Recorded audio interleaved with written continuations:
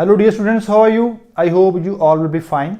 So today the next topic we are going to cover in the English grammar, basic English grammar is will have, may have, should have. Will have, may have, should have. ਇਸ ਤੋਂ ਪਹਿਲਾਂ ਆਪਾਂ ਜਿਹੜੀ ਪਿਛਲੀ video ਹੈ ਉਹਦੇ 'ਚ ਆਪਾਂ has, have ਤੇ had ਨੂੰ ਵਰਤਣਾ ਸਿੱਖਿਆ ਸੀਗਾ ਕਿ ਉਸ ਨੂੰ ਕਿਵੇਂ ਆਪਣੀ ਅੰਗਰੇਜ਼ੀ ਦੀ ਬੋਲ ਚਾਲ ਦੇ ਵਿੱਚ ਵਰਤ ਸਕਦੇ ਹਾਂ। ਸੋ ਅੱਜ ਜਿਹੜਾ ਆਪਾਂ ਉਸ ਤੋਂ ਅਗਲਾ ਉਹਦੇ ਨਾਲ ਸੰਬੰਧਿਤ ਜਿਹੜਾ ਟੌਪਿਕ ਹੈ ਉਹ ਹੈ will have, may have, should have। will means ਗਾ, ਜਿੱਥੇ will ਹੋਏਗਾ ਇਟ ਮੀਨਸ ਗਾ। may means ਹੋ ਸਕਦਾ, ਸੰਭਾਵਨਾ, may ਦੇ ਵਿੱਚ ਸੰਭਾਵਨਾ ਹੁੰਦੀ ਹੈ। ਸੋ may ਹੋ ਸਕਦਾ, have means ਕੋਲ, has ਤੇ have ਕੋਲ, may ਹੋ ਸਕਦਾ, will ਗਾ। ਇਸੇ ਤਰ੍ਹਾਂ should have, should means ਚਾਹੀਦਾ ਹੈ, have means ਕੋਲ, ਕੋਲ ਹੋਣਾ ਚਾਹੀਦਾ ਹੈ। ਸੋ will have means ਕੋਲ ਹੋਵੇਗਾ, may have ਕੋਲ ਹੋ ਸਕਦਾ ਹੈ, should have means ਕੋਲ ਹੋਣਾ ਚਾਹੀਦਾ ਹੈ। ਆਪਾਂ ਕਹਿੰਦੇ ਕਿ ਮੇਰੇ ਕੋਲ ਇੱਕ ਘਰ ਹੋਵੇਗਾ, ਮੇਰੇ ਕੋਲ ਇੱਕ ਘਰ ਹੋ ਸਕਦਾ ਹੈ, ਮੇਰੇ ਕੋਲ ਇੱਕ ਘਰ ਹੋਣਾ ਚਾਹੀਦਾ ਹੈ। ਸੋ ਇਹ ਤਿੰਨਾਂ ਚੀਜ਼ਾਂ ਨੂੰ ਆਪਾਂ ਅੱਜ ਇਸ ਵੀਡੀਓ 'ਚ ਪੜ੍ਹਾਂਗੇ ਕਿ ਆਪਾਂ ਇਸ ਦੀ ਵਰਤੋਂ ਕਿਵੇਂ ਕਰਨੀ ਹੈ। ਮੈਂ ਤੁਸੀਂ ਇਸ ਵਿੱਚ ਗੋਟ ਵੀ ਲਾ ਸਕਦੇ ਹੋ। I have got a car, I will have got a house, I will have got a house, I may have got a house, I should have got a house। ਸੋ ਇੱਥੇ ਤੁਸੀਂ got ਲਾ ਲਓ ਜਾਂ ਤੁਸੀਂ got ਤੋਂ ਬਗੈਰ ਲਾ ਲਓ, ਮਤਲਬ ਦੋਹਾਂ ਦਾ ਸੇਮ ਹੈ, ਕੋਈ ਫਰਕ ਨਹੀਂ ਹੈ।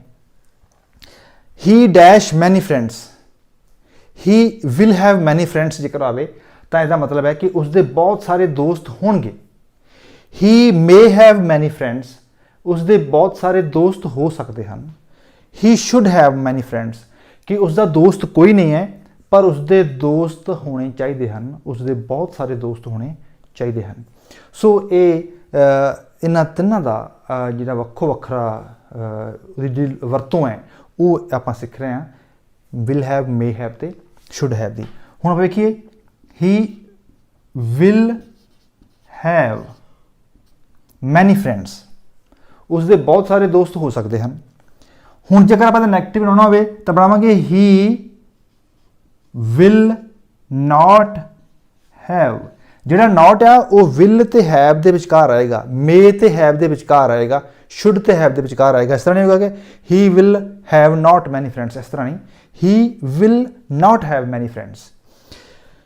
ਇਸੇ ਤਰ੍ਹਾਂ ਜੇਕਰ ਆਪਾਂ ਇਹਨੂੰ ਇੰਟਰੋਗੇਟਿਵ ਬਣਾਉਣਾ ਹੋਵੇ, ਇਹਦਾ ਸਵਾਲੀਆ ਆਪਾਂ ਸੈਂਟੈਂਸ ਬਣਾਉਣਾ ਹੋਵੇ ਤਾਂ ਫਿਰ ਬਣਾਵਾਂਗੇ ਆਪਾਂ will ਪਹਿਲਾਂ ਲਾਵਾਂਗੇ, will he have many friends, ਕਿ ਕੀ ਉਸਦੇ ਬਹੁਤ ਸਾਰੇ ਦੋਸਤ ਹੋਣਗੇ। ਸੋ ਇਹ ਜਿਹੜਾ ਆਪਾਂ ਇੱਕ ਬਣਾਇਆ ਹੋਇਆ ਹੈ ਸਟਰਕਚਰ, ਉਹਦੇ ਵਿੱਚ ਆਪਾਂ ਢਾਲ ਕੇ ਵੇਖਾਂਗੇ। ਹੁਣ ਆਪਾਂ will have ਕਰ ਲਿਆ, ਕੋਲ ਹੋਵੇਗਾ, ਉਸਦੇ ਬਹੁਤ ਸਾਰੇ ਦੋਸਤ ਹੋਣਗੇ, ਉਸਦੇ ਬਹੁਤ ਸਾਰੇ ਦੋਸਤ ਨਹੀਂ ਹੋਣਗੇ, ਕੀ ਉਸਦੇ ਬਹੁਤ ਸਾਰੇ ਦੋਸਤ ਹੋਣਗੇ। ਸੋ ਇਹ ਆਪਾਂ ਕੀਤਾ will। ਹੁਣ ਜੇਕਰ ਆਪਾਂ may ਦੇ ਨਾਲ ਕਰਨਾ ਹੋਵੇ ਤਾਂ ਫਿਰ ਆਪਾਂ ਕੀ ਕਰਾਂਗੇ, ਸੇਮ ਪ੍ਰੋਸੀਜਰ ਹੈ, ਕੋਈ ਫਰਕ ਨਹੀਂ ਹੈ ਖਾਸ, ਬਸ ਉਸੇ ਤਰ੍ਹਾਂ ਹੀ ਇੱਥੇ ਆਪਾਂ ਲਾ ਦਾਂਗੇ he may have many friends, ਉਸਦੇ ਬਹੁਤ ਸਾਰੇ ਦੋਸਤ ਹੋ ਸਕਦੇ ਹਨ। he may not have many friends, ਕਿ ਉਸਦੇ ਬਹੁਤ ਸਾਰੇ ਦੋਸਤ ਨਹੀਂ ਹੋ ਸਕਦੇ।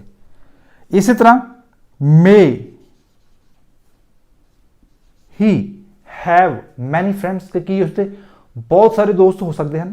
ਸੋ ਸੇਮ ਪ੍ਰੋਸੀਜਰ, ਸੇਮ ਤਰੀਕਾ ਵਰਤਣ ਦਾ may have ਨੂੰ ਜਿਸ ਤਰ੍ਹਾਂ ਆਪਾਂ will have ਵਰਤਿਆ।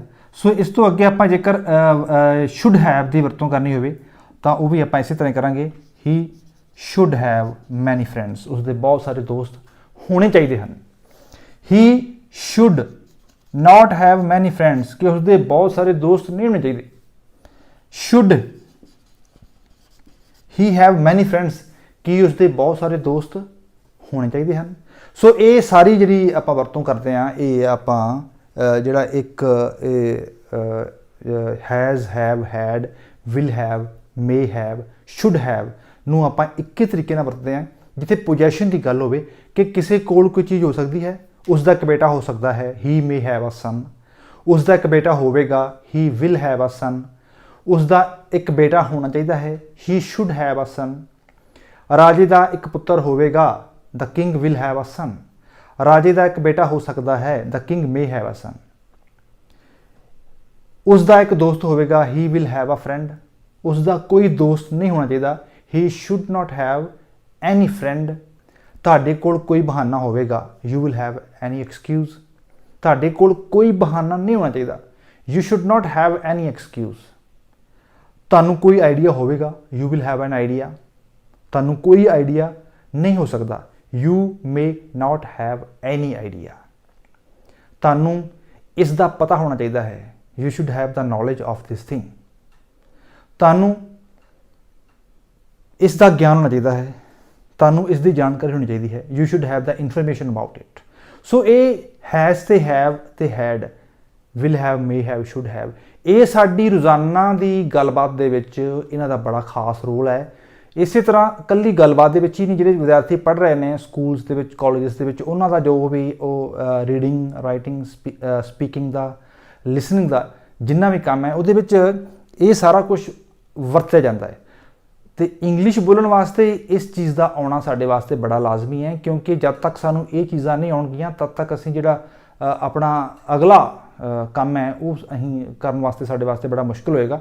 ਸੋ ਇਸ ਤੋਂ ਅੱਗੇ ਜੇ ਆਪਾਂ ਸਾਰਾ ਕੁਝ ਪੜ੍ਹਾਂਗੇ, ਪਰ ਜਿਹੜਾ ਇਹ ਸਾਰਾ ਕੁਝ ਤੁਸੀਂ ਇਹ ਸਿੱਖਣਾ ਹੈ, ਲਿੰਕਿੰਗ ਵਰਬ ਸਿੱਖਣੇ ਨੇ ਜਾਂ ਐਗਜ਼ਲਰੀ ਸਿੱਖਣੀਆਂ ਨੇ, ਮੋਡਲ ਸਿੱਖਣੇ ਆਪਾਂ ਅੱਗੇ ਜਾ ਕੇ, ਟੈਂਸਸ ਸਿੱਖਣੇ ਆ, active voice, passive voice, narrations, complex compound, finites, non finites ਵਗੈਰਾ ਸਾਰੇ ਪੜ੍ਹਨੇ ਨੇ।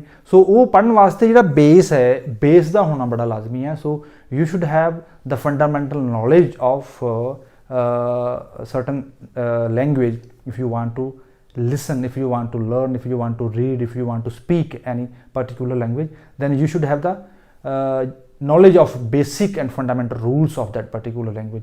So thank you very much.